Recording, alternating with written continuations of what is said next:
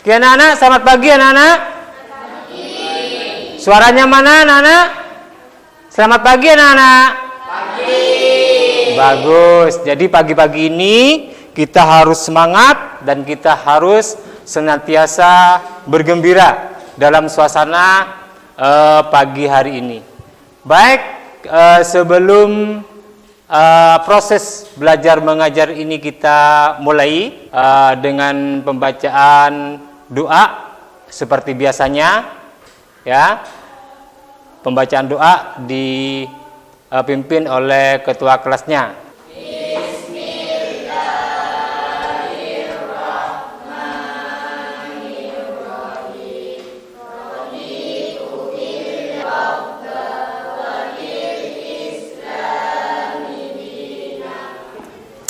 Baik anak-anak, sebelumnya mari kita sholawat dulu.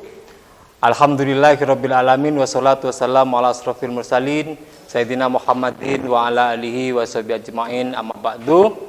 Terima kasih, dalam kesempatan ini kita masih bisa belajar kembali. Oke, anak-anak semangat? Semangat, semangat, semangat. Bagus. Kita kasih semangat kepada kita semua. Baik, untuk selanjutnya kita masuk kepada materi pembelajaran. Sebelum saya masuk kepada materi pembelajaran, saya akan ngabsen kalian terlebih dahulu. Reno Ahmad Ayyubi, Warisatul Milaliyah. Ya, terima kasih. Baik, sebelum materi saya lanjutkan, masih ingat dalam pelajaran yang kemarin, kira-kira kita sebagai orang Islam atau sebagai orang Muslim, pedoman kita apa? Apa yang menjadi pedoman kita sebagai orang Islam itu? Apa? Al-Qur'an. Bagus, berarti ingat semuanya. Selain Al-Qur'an, apa kira-kira? Al-Qur'an dan hadis. Di sini adalah Al-Quran dan Al-Hadis sebagai pedoman hidup. Ya, pembahasan pada pagi hari ini adalah pengertian dan fungsi Al-Quran Hadis. Jadi di sini sudah materi pokok yang akan kita bahas untuk ke belakang. Untuk sementara ini mari kita konsentrasi, fokus kepada materi. Yang pertama yaitu pengertian Al-Quran. Pengertian Al-Quran, Al-Quran merupakan wahyu Allah Subhanahu wa ta'ala yang menjadi mukjizat terbesar bagi Nabi Muhammad SAW. Nah, pengertian Al-Quran menurut bahasa berasal dari bahasa Arab, yaitu bacaan sebagaimana yang disebutkan di dalam Al-Quran surat Al-Qiyamah ayat 17. Kita lanjutkan kepada yang berikutnya. Sekarang pengertian hadis. Kalau tadi pengertian Al-Quran, sekarang pengertian hadis, karena pembahasannya adalah materi pokoknya di situ tadi pengertian Al-Quran dan hadis. Sekarang pengertian hadis. Hadis menurut bahasa Arab yaitu berarti baru, muda, ya, cerita dan riwayat dari Nabi Muhammad SAW. Adapun menurut istilah itu ada dua. Yang pertama menurut ulama hadis. Menurut ulama hadis bahwa pengertian hadis adalah segala perkataan Nabi Muhammad SAW,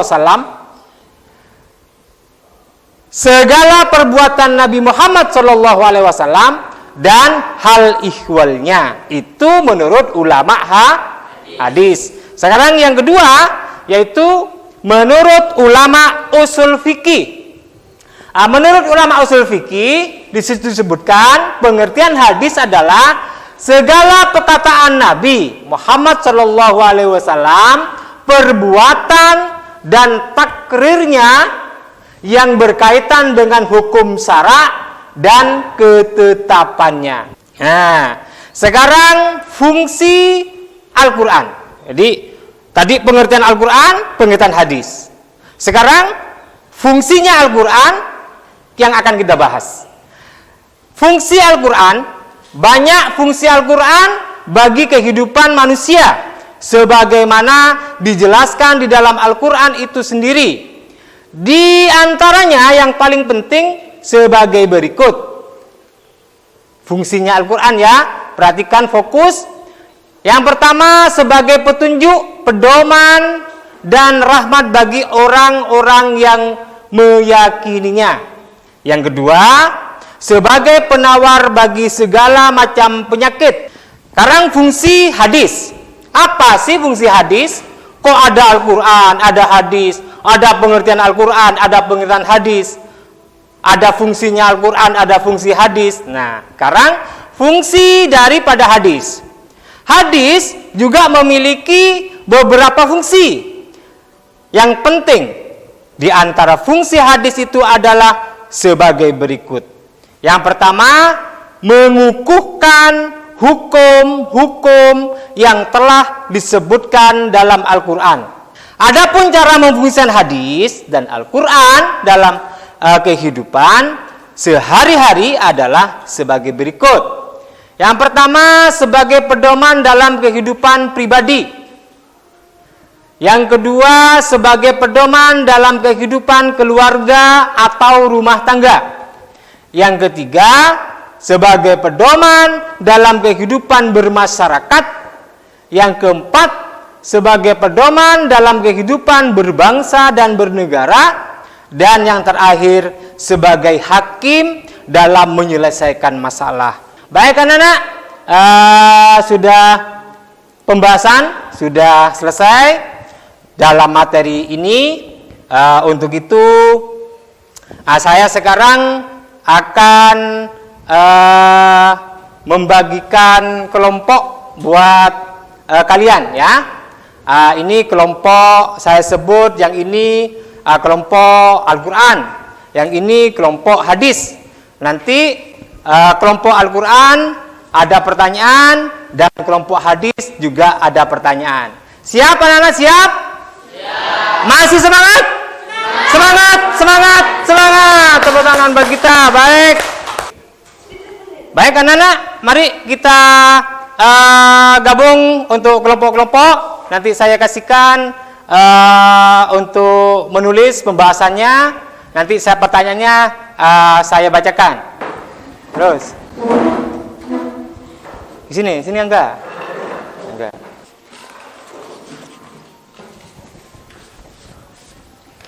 Oke, anak-anak kita fokus ya kepada kelompoknya masing-masing. Itu guys.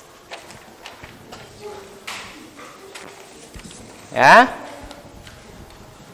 Kelompok hadis. Pertanyaan untuk kelompok hadis.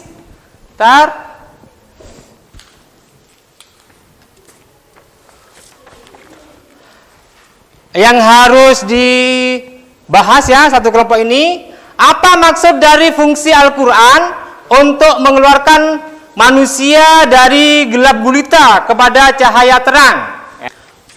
Kelompok Al-Quran yang harus didiskusikan adalah kepada teman-temannya, dalam fungsi hadis disebutkan penjelasan dan merinci ayat-ayat Al-Quran yang bersifat umum. Tadi yang Pak Guru terangkan, yang bersifat umum atau bersifat mujmal tadi, yang masih remang-remang itu ya, itu perlu penjelasan hadis.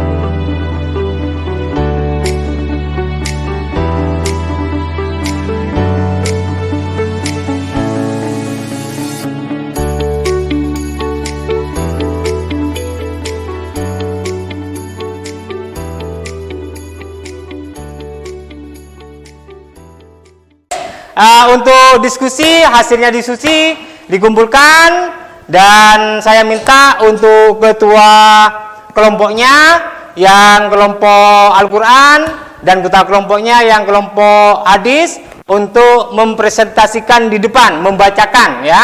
Pertanyaan dari kelompok hadis itu, apa maksud dari fungsi Al-Quran untuk mengeluarkan manusia dari gelap gulita kepada cahaya terang benderang? Maksud dari pertanyaan di atas dan yang batil. Baik, tepuk tangan, kasih tepuk tangan.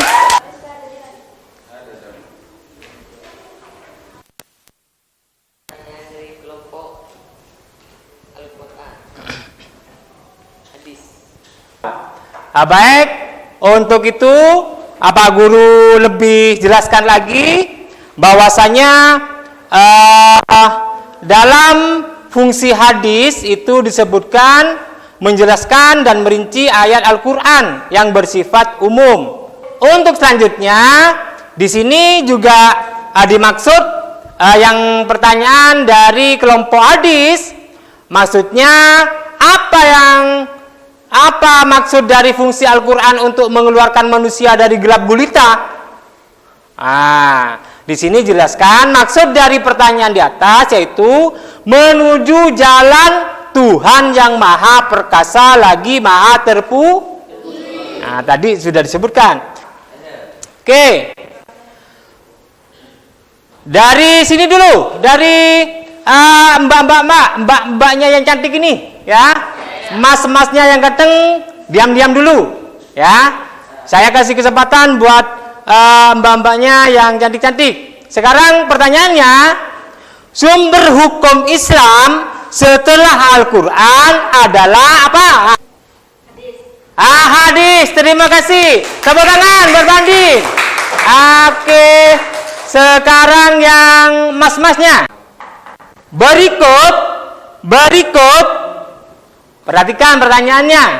Berikut ini hadis secara bahasa kecuali lama tepuk tangan. Baik. Jadi di situ ada hadis secara bahasa. Tadi apa disebutkan? Berita. Ada baru ada lagi. Iya, jadi yang lama bukan. Baik, terima kasih anak-anak. Untuk selanjutnya kita sudah di akhir penghujung proses belajar mengajar. Untuk itu sebelum kita pulang, saya kasih PR dulu ya buat kalian ya. Dikerjakan di rumah ya. PR nanti dikumpulkan minggu depan ya. Baik, terima kasih. Sebelum kita akhiri, mari kita berdoa terlebih dahulu. Mudah-mudahan apa yang kita bahas mulai dari tadi sampai selesai, ilmu yang kita pelajari ini menjadi ilmu yang bermanfaat, baik bermanfaat pada diri kita sendiri maupun bermanfaat kepada orang lain. Baik, terima kasih anak-anak. Masih semangat anak-anak? Semangat. Oke. Baik, untuk pembacaan doa saya persilakan ketua kelasnya untuk memimpin seperti yang tadi. Bismillahirrahmanirrahim. Alhamdulillahi rabbil alamin. Ar-Rahmanirrahim. Maliki yaumiddin.